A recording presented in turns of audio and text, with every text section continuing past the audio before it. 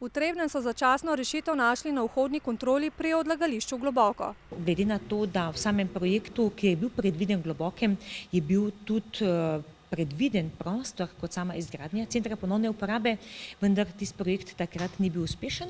Je sedaj aktivnost usmerjena k temu, da se začasno ena lokacija uredi v samem mestu, to je na stari tržnici v centru Trebnjega.